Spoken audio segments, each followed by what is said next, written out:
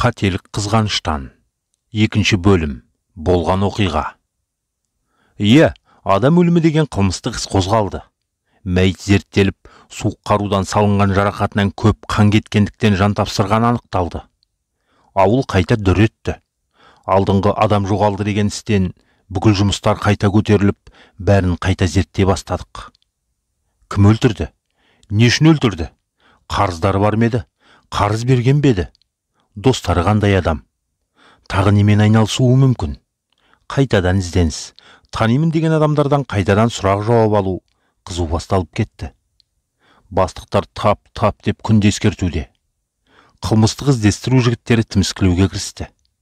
Бастығымыз бүкіл мен жиған қағаздарды бөлмесінде мұқият қарап отырып, мені шақырды. Сәлеметсіз бе? Шақыруыңызбен келіп тұрмын деп едім.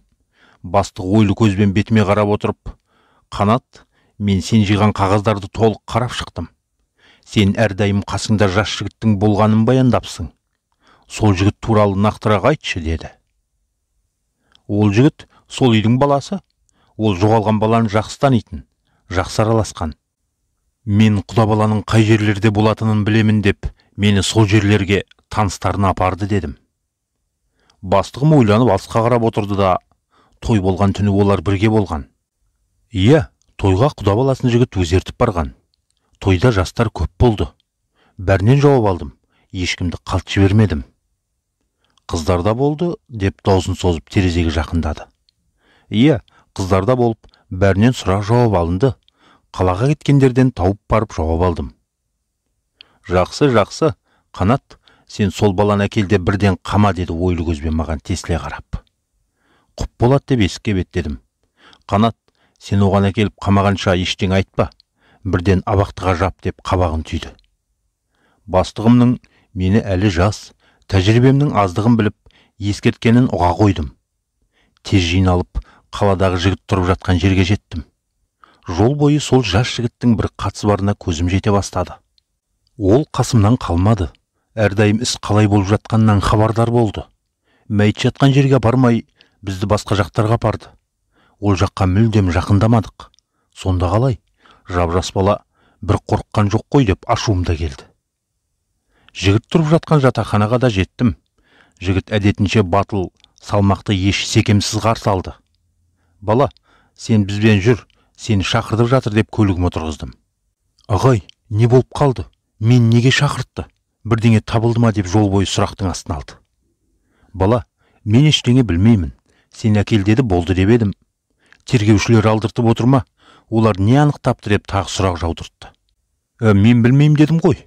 Әкел деді, апара жатырмын. Барған соң анықтарсың, дедім.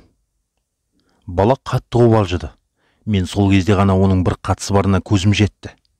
Роботқа келе салысымен жігітті жылдам қамауға алдым.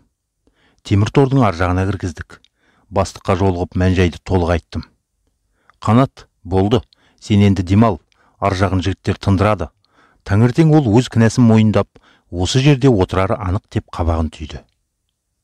Ол екенін қайдан білдіңіз? Мен қасында жүріп байқамаппын, дедім ағымнан жарылып. Қанеке-ау, бұл деген жылдар бойы жиналған кәсіби тәжірибе және сезгіштік дедукция. Сен өз ісіңе мықты екенсің. Әрдайым сол жігіттің жүргенін ұмытпай жазып отырғансың. Сол маған ой салды.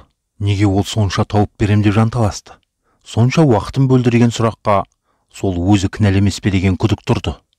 Енді анықтаймыз, деді күрсінген дауыспен. Мен басым дедім. Бар, демал, ертең сен керексің. Жұмыс енді басталды деп иегімен есікті меңзеді. Мен жылдам шығып кеттім. Үйге келіп демалғанмен ойымнан жаңағы жас жігіт кетпей қойды. Мүмкін ол емес шығар. Ол адам өлтіріп қалай былқ етпей қасымда жүрді? Мүмкін ол көріп қалған шығар. Оған айтпа, өтірік полицияны жолдан тайдыр деген шығар деп таң атырдым. Таңертең робот алдына келгенім сол еді. Қанеке, мықтысың. Жігіт таң атпай кінәсін мойындапты деп бір инспектор жігіт қарсы алды. Мойындаған екен ғой деп тергеушінің бөлмесінің қасына келіп біраз тостым. Өзімше ойлап қоям. Қазір жігіттің бет-аузы көк-пеңбек, түрден түр жоқ болып әбден таяқ жеген болар.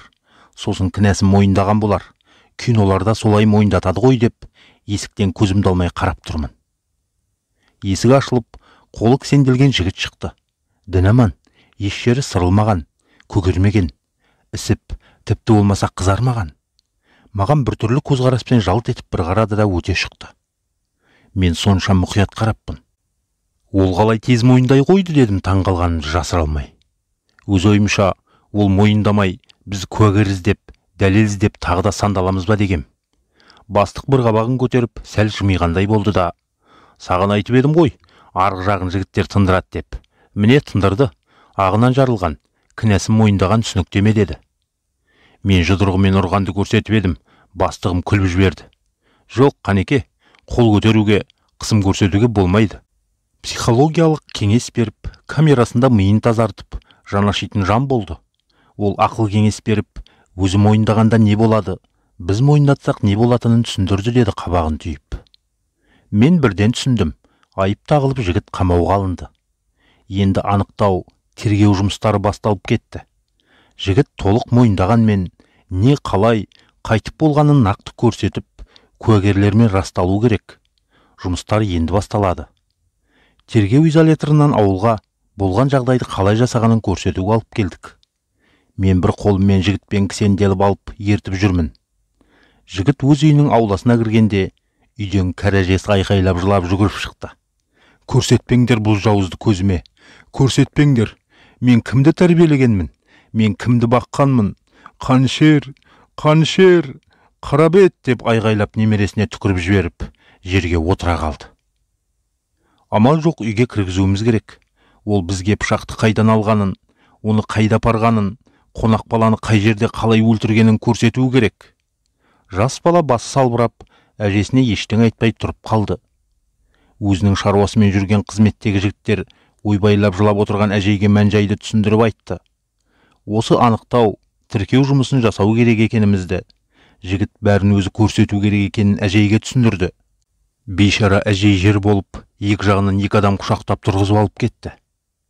Ал есік алдында сәл ойланып, жан-жағына көз жүгіртіп жас жігіт тұрып қалды.